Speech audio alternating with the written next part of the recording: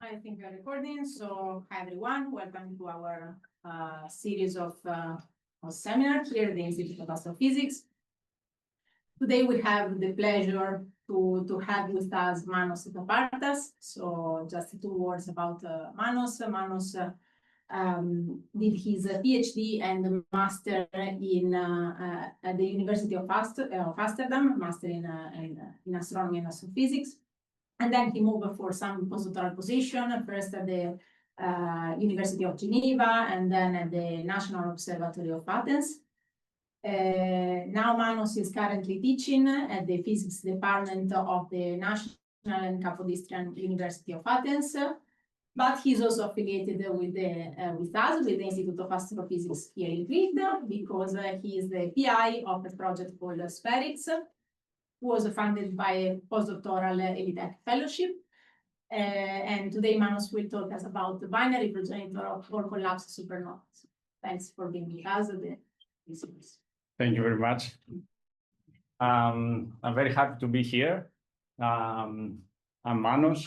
Probably you've seen me around working with Dimitris, and I want pretty much to discuss what we have been working the last few years together on that one. I'm affiliated with the institute here. I'm also based in Athens, teaching also there. So my talk today will be about binary progenitors of core collapse supernova. So maybe let's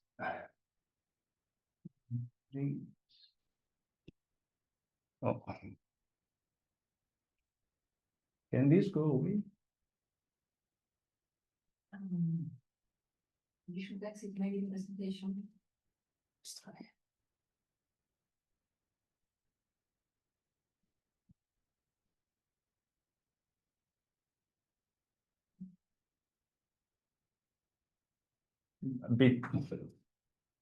A bit better. And you may be missing the title a little bit. Okay, so already from the title, you can see I'm going to talk mostly about two things: the binary evolution of stars, especially massive stars, and the end fate of them, the core collapse supernova that we're going to have from them. And I will actually start from the second one.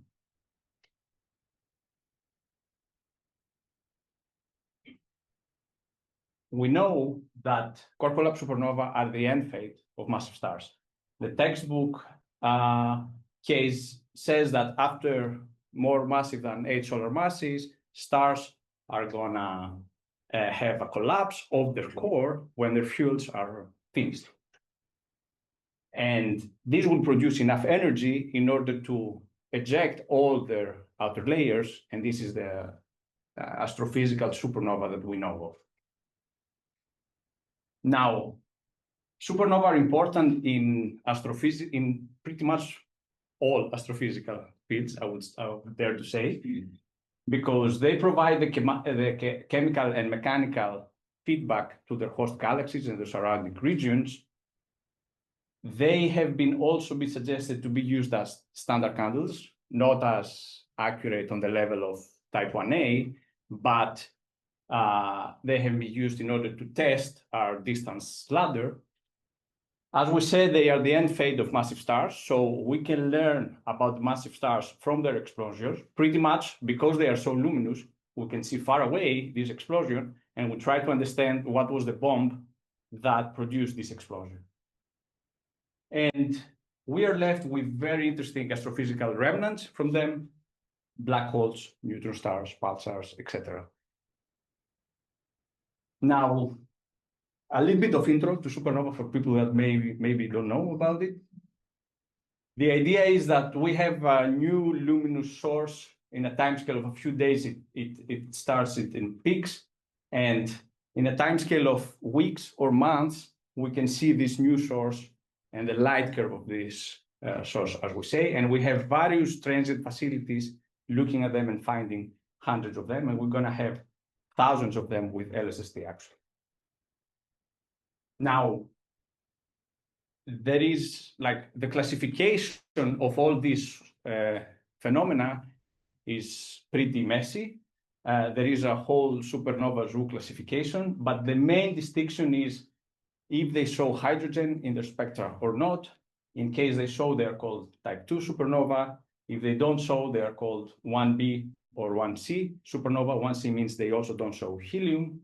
And if they're in between cases where they show hydrogen for a few days, then they are called 2b. And if we translate this to the stellar progenitor that produced the supernova, we pretty much expect that a type 2 supernova means the progenitor has hydrogen at the moment of explosion.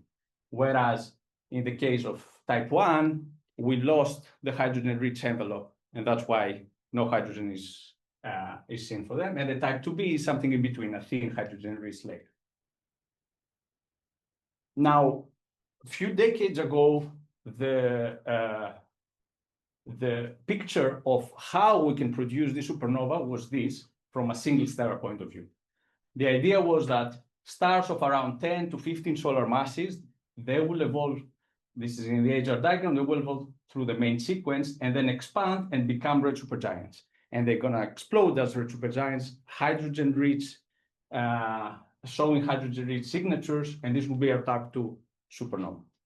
Whereas more massive stars, they are much more luminous, they have very strong winds, very strong mass loss, so they will be able to eject their hydrogen-rich layers before exploding, so somehow go back to the blue side being hydrogen deficient, observed as Wolf-Rayet stars, and the idea was that if they explode, they will make some kind of a type 1 supernova.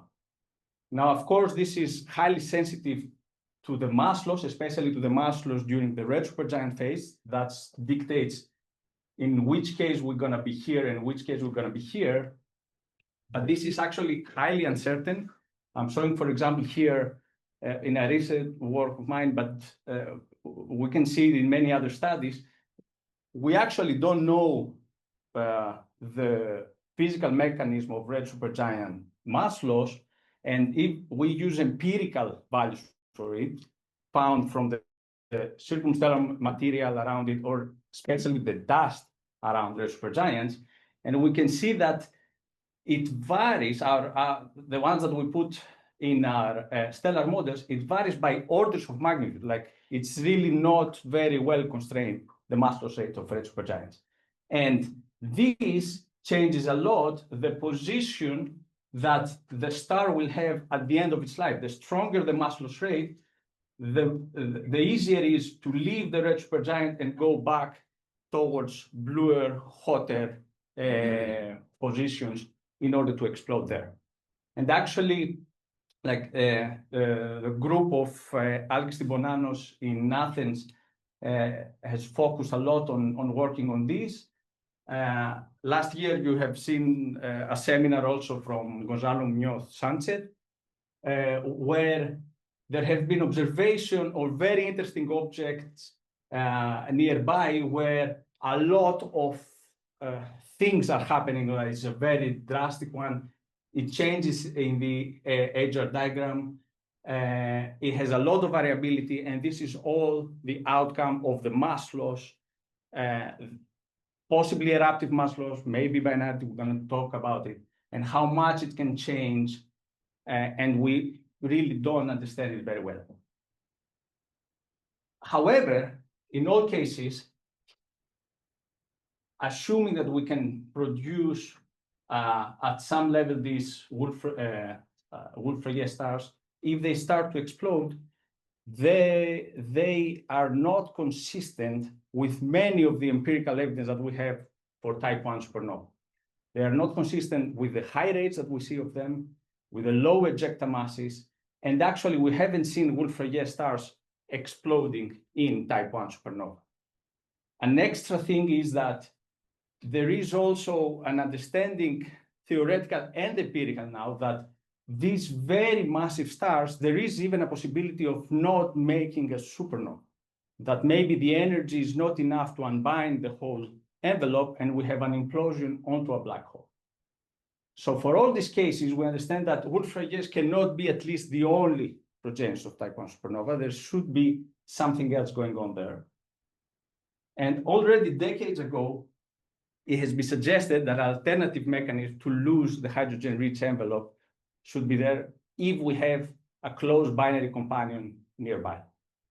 And we can see it here already. If we are in a binary system, in the beginning, the stars effectively are evolving as single, although there are tides and there are things happening already. The main thing is that when one star is going to expand, the gravity of the other star will start winning and will start peeling mass from the first star. And that's a natural way to lose its hydrogen-rich envelope. And it's going to end up as a helium hydrogen deficient pretty much core. When it's going to explode, it's going to make a type 1 supernova. The evolution of the secondary star will also be very different, and we're going to discuss also about it. So we see that binarity gives this natural alternative to lose the mass. And I want to stress out that what you've seen in an artistic picture is not an exception, is not, an exotic system. Most massive stars, it is established observationally that they are born in binary systems, if not in multiple systems, triples, quadruples, etc. So what we've seen before is probably the normality for most massive stars, and being single at birth it can be seen even as the exception. So this should be happening a lot. And if we see the evolution of a binary in an HR diagram, in case it was just a single star, it would, as we said, we do the main sequence, and then it will expand and become a red supergiant. But now, because it is in a binary, the moment that it expands, it fills its rho slope, it loses its hydrogen-rich envelope, and it goes the other side. It goes to the blue hot side of the HR diagram, stays there, and explodes there. That's our type 1 supernova. So we see that binarity pretty much opens up the parameter space in order to have this stripped envelope supernova as an alternative to massive Wood-Fagin stars. And this pretty much explains much of the observable of type 1 supernova, their high rates, their low ejecta masses, and the difficulty to find their progenitors. Now, especially these two, we wanted to study with Dimitris, and the main tool that we wanted for this was a binary population synthesis code.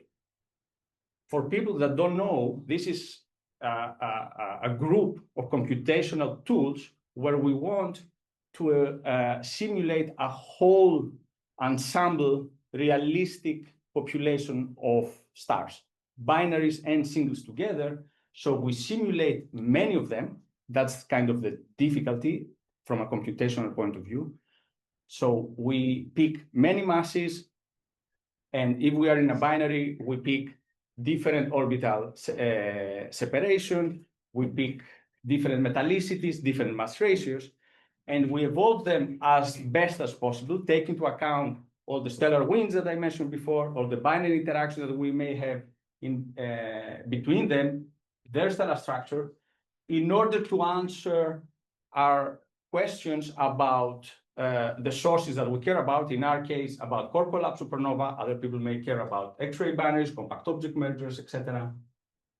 And we can get, these are powerful tools to get the statistical properties of these sources, the rates, the distribution of what we want to see. Now, the main specific tool that we used is called Poseidon. This is a next generation, we say, binary population synthesis framework. It is developed by an international collaboration, which is includes the groups also of Vicky Kalogera in Chicago, Tassos Fragos in Geneva, Jeff Andrews in Florida, and pretty much Dimitris and me are a small node of this collaboration in Greece. And we say that it's a next generation population synthesis because it is based on detailed binary models with MESA. Maybe you have heard in stellar evolution, this is an important public code of single and binary stellar evolution. Here you can see a slice of our parameter space for different masses and different orbital periods. And each point here is pretty much a binary model. This means a lot of CPU hours, even for one of these points. And we are talking in total, we needed to run hundreds of binary models. So that was a big effort. That's why a whole collaboration is needed. And this was not possible pretty much computationally and physically also. Like we didn't know enough to have this 1 or 2 decades ago. The fact that we have this kind of models increases a lot the accuracy that we have in the internal structure of the stars, in the rotation of the two stars in a binary, the ties that we have between them, the mass transfer stability and the mass transfer rate we have for them. The instrument papers of version 1 and version 2 are out, they are public, the data are also public. And actually, just a few months ago, we had also our first public school for people outside also of the collaboration to learn this new tool and use it as much as possible. So we went there, it was in Chicago. I was a lecturer on the topic of supernova. Dimitris was a teaching assistant on that one.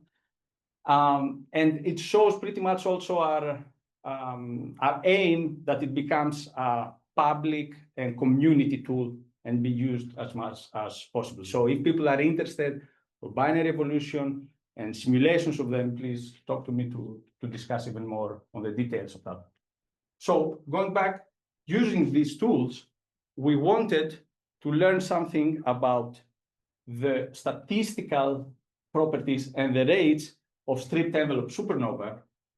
And one of the things that Dimitris in his very nice work found is that we expect this type 1 supernova without hydrogen to mostly be found at high metallicity, whereas as we go at lower metallicity, we expect this type 2b supernova to dominate more. There are, just to quickly mention for people that care about the details, there are 2 main reasons for this, is that at low metallicity, a little bit more hydrogen is left at the when we stop the mass transfer, and the winds are also weaker. So we are left with this hydrogen there. But one of the main things, like this has been mentioned before, but now we can see it in a quantitative way from a whole population with high accuracy. And we can also see that pretty much the rate of the combination of these two stays almost the same, around 30 to 40% of all core collapse supernova. And that's a strong prediction. We can already see that there are observational trends that show something similar. The accuracy of them is not extreme, but the trend seems to be here. And as we probe at lower and lower metallicity, we're going to be able to test even more this important prediction.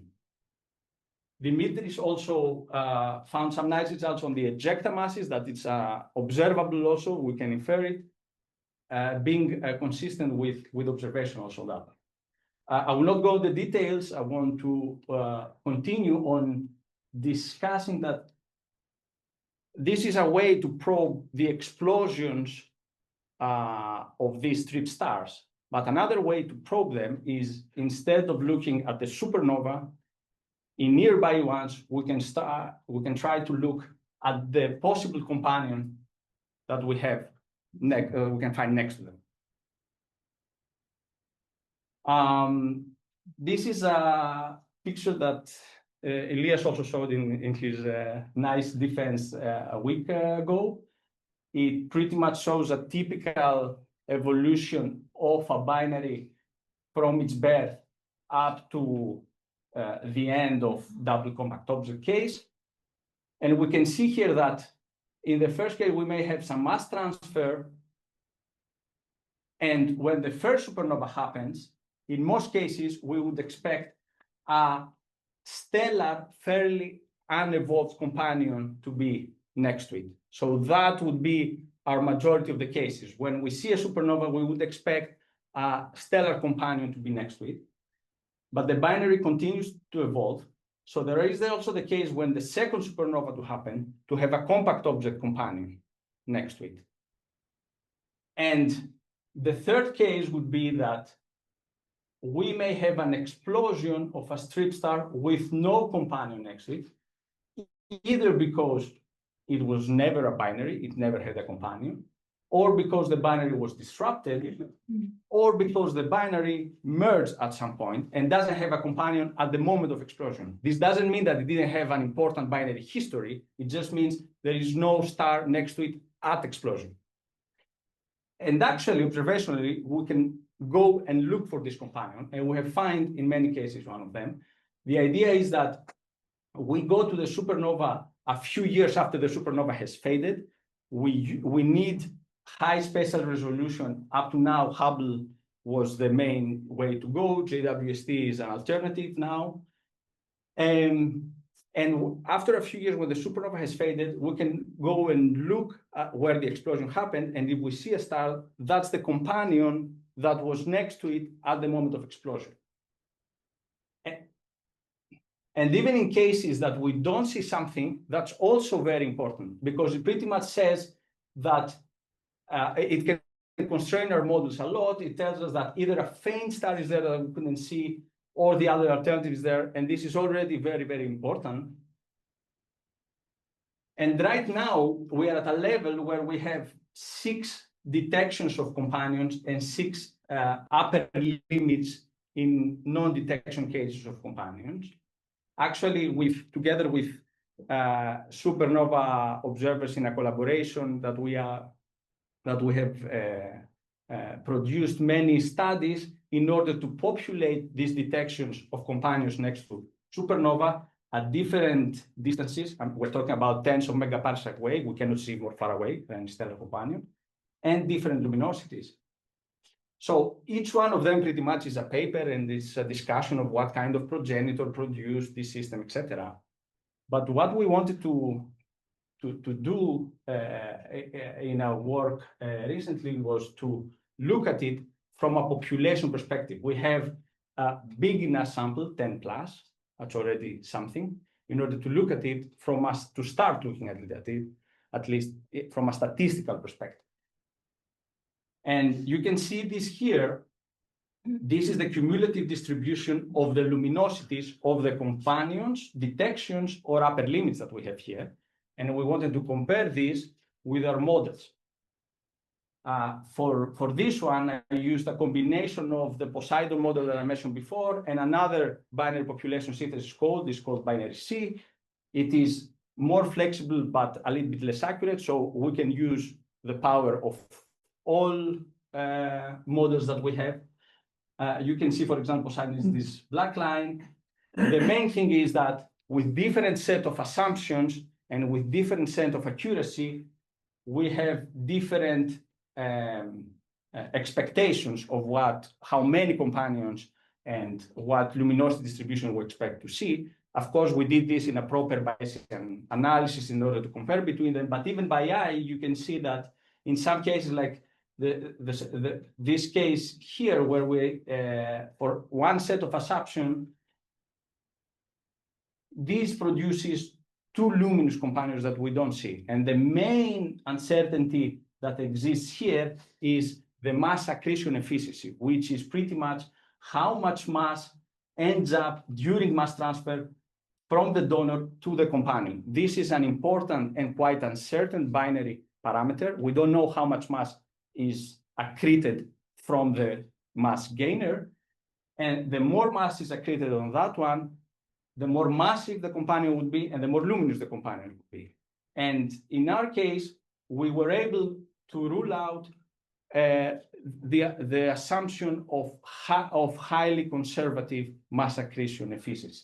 Like, we expect that not a lot of mass was accreted on the companion. Now, maybe an interesting thing to mention on the same topic, someone could ask, okay, so we have an explosion and we have a companion next to it. Is the companion gonna survive, first of all, or is it gonna be destroyed? The answer is it's gonna be there. It's gonna be okay, but it's gonna feel the explosion. And there is the possibility, and there has been hydro models to show this, that enough energy is injected to the companion that it's brought out of thermal equilibrium temporarily. And although it is a main sequence star, it will expand and it will look like a giant. It's still a hydrogen core burning star. And a few years after, it will go back into a main sequence equilibrium state. And we've calculated in how many cases theoretically we would expect this to happen. This is highly sensitive on how close the companion was to the explosion and how big the companion, pretty much on the cross-section of the companion. And we expect this to happen in a non-negligible case, like in 1 out of 9 cases, we'd expect this to happen.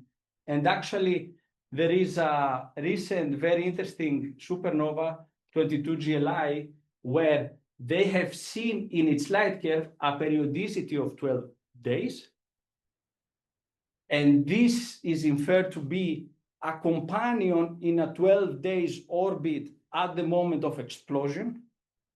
And together with my collaborators, we got some HST time in order to look at it in the coming year, hoping that we will be exactly at the fine tune of faded supernova 3 years, 4 years after, hoping to see the companion at a state even that is inflated and out of thermal equilibrium.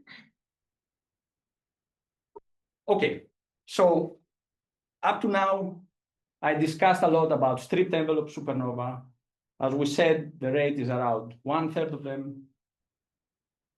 It's, I hope I convinced you, but in general, in the supernova community, it's quite established that binaries are needed to explain much of their observational signature, maybe not for all subclasses. There are a lot of questions still for them, but binarity is needed in order to explain them. And then the obvious next question is, okay, what about all the rest core collapse supernova? Is binarity important for any of them or not? Like for type 2, the hydrogen-rich one, as we said before. And for them, we actually have seen red supergiants being their progenitors. And at first glance, we wouldn't need binarity. We can make red supergiants from single stars. We know that we can make them, we can make many of them. Still, we need to think that most massive stars are born in binaries. So the question is, are there any channels in order to end up in a progenitor that still retains hydrogen at the moment of explosion? And the main channels in order for this to happen is, if we have a merger, we still have hydrogen in many cases at the moment of explosion, or if we are not the mass stripping star, the one that lost mass, but the one that gained mass, or if we strip a star, but not enough and still retain some hydrogen. And we, from a theoretical perspective, we try to say, okay, in how many cases do we expect actually to have binary progenitors for type 2 supernova? And we are finding that in around 1/3 to half of them, we would expect that binaries are polluting our sample. Take the actual percentages with a grain of salt. There are a lot of uncertainties here. The main point here is we cannot avoid to have in our type 2 supernova sample being polluted by binary progenitors. It would not be a negligible channel. So the question is, okay, can we identify specific supernova that had a binary history? It's much more difficult than a strip supernova that I mentioned before. But still, I want to take one step back. I will try to motivate a little bit more why it's important to have these kind of questions to find the binary progenitors of supernova. Someone could say, okay, some supernova may be single stars, maybe some of them are binaries. This changes a little bit the supernova, but is this important in general? I would argue that it is, because again, as I said in the beginning, supernova are affecting a lot of things in the universe. And we need to think that the influence of binary supernova in the whole universe. So when we think about all compact object binaries, X-ray binaries, gravitational wave sources for compact object mergers, or even now quiescent black hole binaries that Gaia has been finding the last years, all of them has been formed from supernova and core collapse happening in binaries. At the same time, it has been shown theoretically and observationally that binarity should change a lot the explodability of the stars. Like if it's in a binary, it may change whether it's going to explode, if it's going to make a neutron star or a black hole, and how massive our black hole is going to be.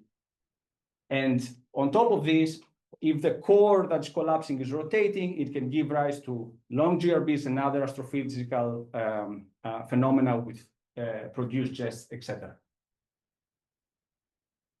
Also, from a supernova perspective itself, binarity is, in the last years, it has been suggested that it can be the key to understand the supernova diversity in general. Like it's not just an extra thing, maybe it's the reason that we see all the different photometrical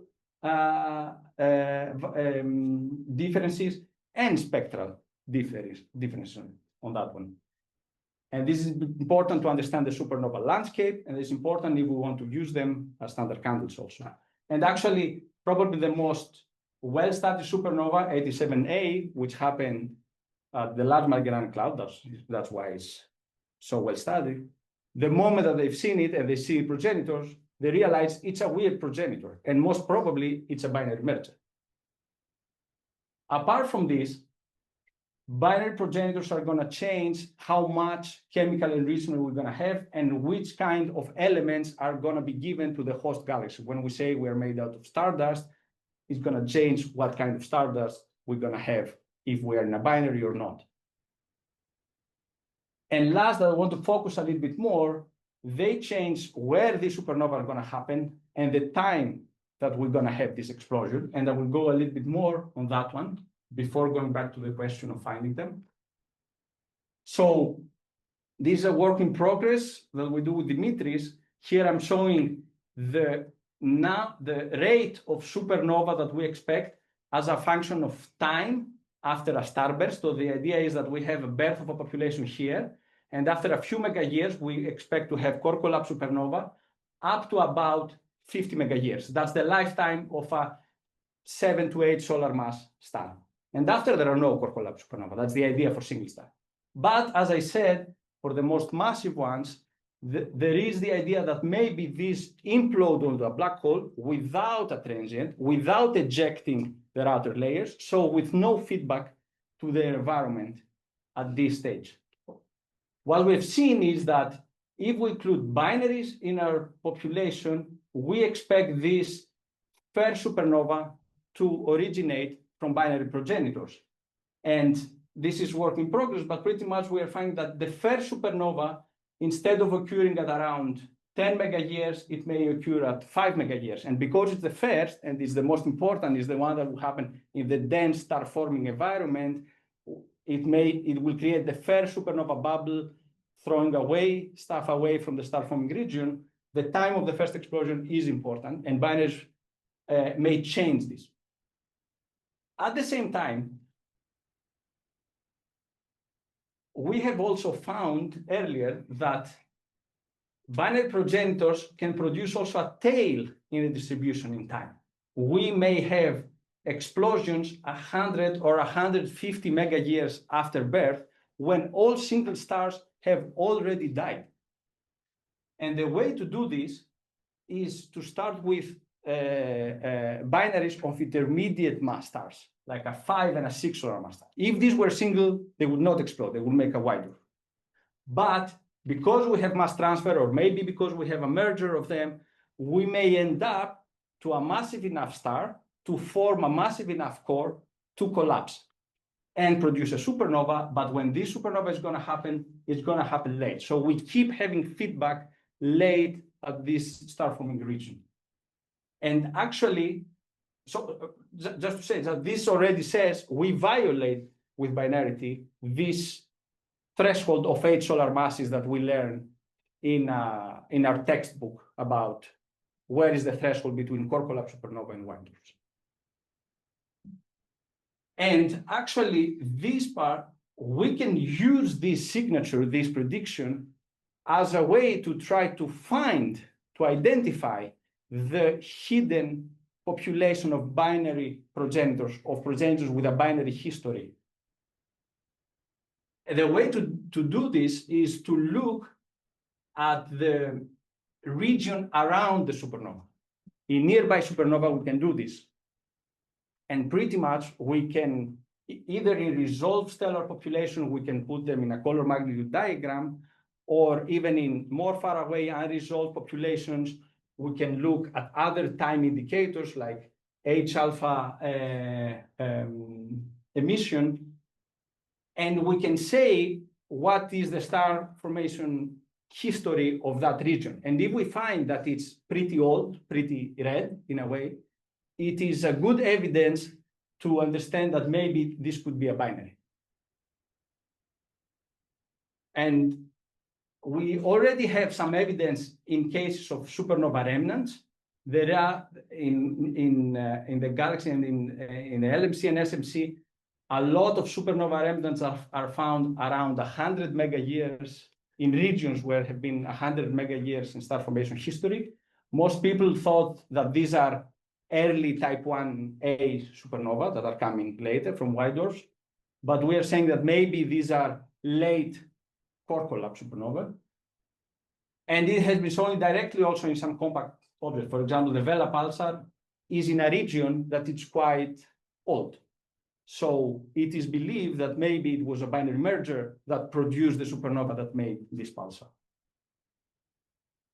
And actually, we think we found the first compelling evidence for an actual supernova, a normal kind of supernova with a binary history progenitor. This is a work I co-led together with some collaborators from China. I had also the chance in August to go and work with them there and finish this work. And the idea here is that in a nearby supernova 18GJ, if we see its progenitor in pre-explosion images, we see that it was a red supergiant that looks kind of normal, like a 13 solar mass star making a red supergiant, but it is found in a region that is quite old for this. If it was a single star, it should have already died. So we think that that's the first case that we can say that had a binary history, and we try to model it, etc. I don't want to go into the details for this. If you want, we can go for the specific system. But the main thing I want to say is that we have started finding these binary progenitors of supernova, mostly in nearby cases where we have a lot more information. We can see their progenitors, or we can at least put a strong constraint for them. We can find binary companions next to them. We can get information of the host galaxies and the star formation history of these progenitors. And there is a lot of work to be done to uncover this population. And I think that we can use these cases in order to understand stellar evolution and supernova physics more, to understand the flood of data that we are already having, and we're going to have, especially with LSST, of hundreds of supernova more far away, where we will not have so much information, but we will have very high statistics about them in order to try to understand what's going on in the population at this level. And actually, just to mention, there is interplay also between it. LSST is very good at finding all the supernova far away, but at the same time, it will observe all the nearby stars. And when these stars are going to start exploding, I'm talking about tens of megaparsecs away, we expect to have around 10 per year stellar progenitors in the LSST found as exploding stars in the next year. And at the same time, the spatial resolution of JWST is helping a lot to see the stars exploding nearby, but it's also paving the frontier for high redshift, far away supernova and stellar physics. We have started seeing supernova at cosmological redshifts, of course, with very low accuracy, but we've seen very far away now supernova. And actually, we were able also to see a binary at redshift 1 due to microlensing. This is a work led by a PhD student of Pat Kelly. Many people know him already from Turbo here. And because of microlensing and the ability of JWST, we were able to find and see a binary so far away. My general idea is the future is bright. There are a lot of transients that we're going to see. We're going to be flooded with transient data, and we need to be able to understand what's going on there. What are the things that are exploding there? And I hope that I convinced you that many of them are going to have some binary history. This will affect them, and this will affect also all the impact that the supernova have. Thank you very much.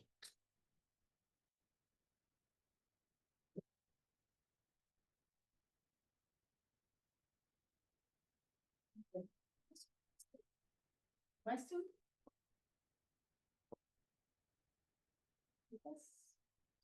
So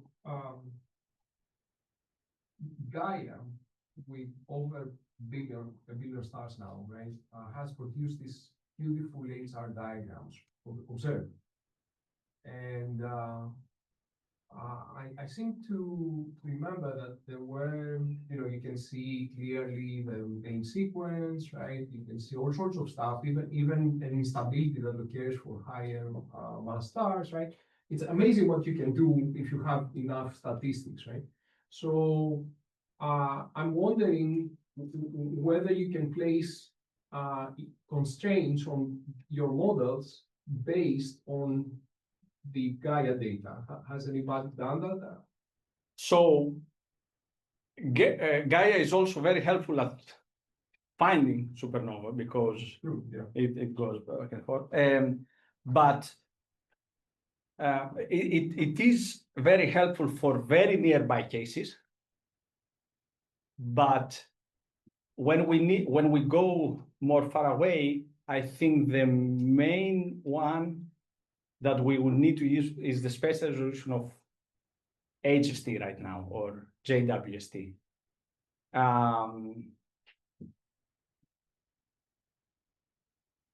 But I want to think of what is like the distance where Gaia is pretty much playing a very important role, and how much are the statistics of the supernova, because we don't have so many supernova so close by. So about the supernova, I'm talking about the progenitor. So if you go to the HR diagram that you observe that Gaia has produced, right? There are areas where there shouldn't be any stars because they shouldn't be populated, right, or very rare, right? Yes. So given that now you have statistics, right? Can you test how many of these weird evolutionary tracks you expect for the given observed statistics? So if I'm not mistaken, this can happen in very high accuracy, but not very, very far away, not tens of megaparsecs. Oh, no. These are all galactic stars, right? So you have the population of stars, yes, right, in the galaxy. Gaia can see stars up to kiloparsecs. So see the red supergiants or whether right. Yes, 100%. So the idea is that the progenitors of these supernova would be, they are called red stragglers. So red supergiants that are found in regions that they shouldn't belong in a way. Exactly. They are found that this is the tip of the red supergiant branch. If they are found to be too luminous for them, one idea is that binarity may be a reason that they are found there. Still, it's not so easy because there is a lot of variability for the red supergiant case, but this is an active research happening right now. To connect it to the supernova, I was answering that connect to supernova, we need an actual supernova happening there, and we don't have many. That's the actual thing. A few questions actually, that's completely outside my field. Do we have an idea about the binarity as a function of the mass of the primary? I seem to recall way back when Hans Zinnecker was arguing that the more massive the star becomes, the less likely is that it will be binary. It's the opposite. It's the opposite. It's the opposite, yeah. Massive, I don't have, yes. So for massive O-type stars, massive stars, 15, 20 solar masses, we expect them, almost all of them to be in binary and 70 to 80% to be in close binary to have this mass transfer that I was discussing. For solar type stars, maybe 50% of them are in binaries, not all of them in very close ones, and the period distribution is different, but for sure there is a mass dependency, but binarity is more important the more massive we go. and you discussed about your use of Poseidon, right? This Yes. is very powerful, and you also said that it is coupled to MESA.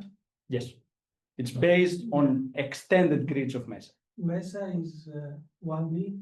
It's 1D stellar evolution code. There is no Right. two. But when you explore binarity, Mhm. relying on one-dimensional models, and you have mass transfer and transfer of angular momentum and tidal locking nearby. Yeah. Don't you think that this would create possible strong limitations in interpretation, given the fact that some instabilities appear only in 2D or 3D? Yeah, 100%. I would say yes and no. Of course, we would like to do a full hydrodynamic of the mass transfer happening, and there has been simulation of hydro to try to model the mass transfer, but this is not doable even in a stellar evolution point of view. The timescales are extreme. So for a hydro to really simulate this, it only takes a small part of the time. So we are relying to 1D hydrostatic actually code, where we understand from hydro and analytical simulation how the mass transfer occurs, how much mass is lost. And the way to bring the axis symmetry that we may have due to rotation, due to tides, etc., has to do with the time scales of things that are happening inside the star. So that if the time scales of mixing in let me say it a different way.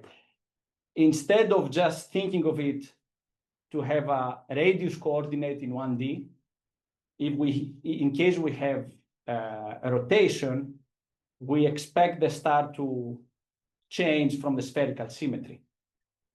But we expect within the same isobar, where the pressure is the same, so not on the same radius, but on the same pressure layer, to have enough mixing to be able to still do it in 1D. In order to do this, there are a lot of instabilities that we need to simulate them in a simplified way. Convection is probably the most important one, but also rotational mixing and a lot of things in internal structure, we make them in a more simplified way. There is no way right now to do it differently. Like even to go 2D, that's non-doable at this level. Not even in population synthesis, I mean, even for a few models. But there are enough physical motivation arguments to think that we are doing quite okay with limitations. You actually mentioned some of the additional data that LSST Rubin will provide to you. And if I understood correctly, you say that you basically have data on progenitors before they explode, right? That's what you said. We will have. We Yeah, will have. so the idea, LSST is gonna see the variability of stars at tens of megaparsecs away.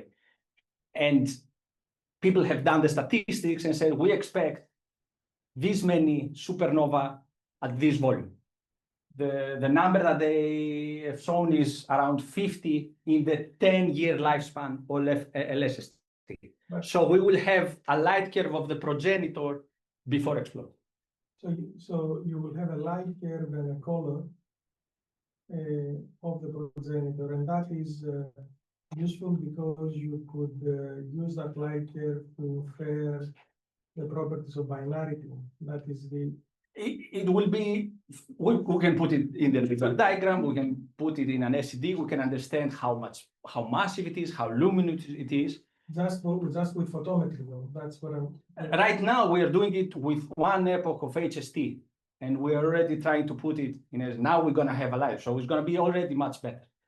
Now, I'm arguing that if we combine this information with other information that we have for nearby supernova, the host galaxy, the star formation history of that region, etc., we can infer if there are discrepancies. If we find a massive star in an old region, red region, etc., and this may be strong evidence for binarity. It's not immediately that we're not going to see a binary then.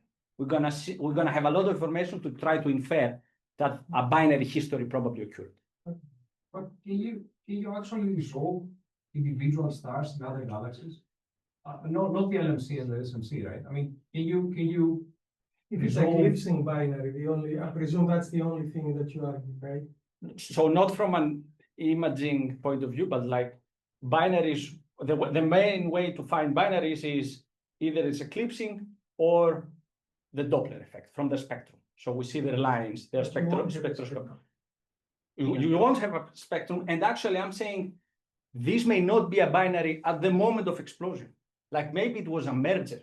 So it had a binary history. It was highly affected by binarity, but at the moment of explosion, there is no companion there. So in many cases, in the strip level supernova, we expect a companion at the moment of explosion, and we try to find the companion there. For the type 2 case, I'm saying in many cases, maybe I can go very to here.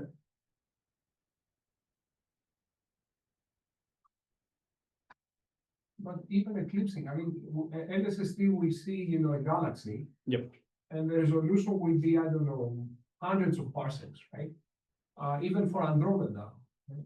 So how can you tell which one of these stars is the progenitor of when it goes boom, right? Eventually, how will you be able to identify the actual progenitor? Oh, this has to do with having the spatial resolution in order to say which star. That's why we up to now we have been doing it with HST, and JWST has started doing it. For LSST, when they did this number, they took into account that we need to understand which star exploded. So we don't include all the stars that LSST will see, but the ones that we will be able to resolve and say this star exploded. Okay. There has to be very nearby Yep. local group probably, and Yeah. very bright. Right beforehand. So what I wanted to mention just before was that we, in this case, was for strip level supernova, but this is also for all core collapse. We may have an explosion with no companion just because it's a merger or it's a disrupted binary. There was binary here. There was a lot of change in the evolution because of this, but there is no companion at the moment of explosion. Last question. Okay. Well, thank you, Manos. Very nice talk.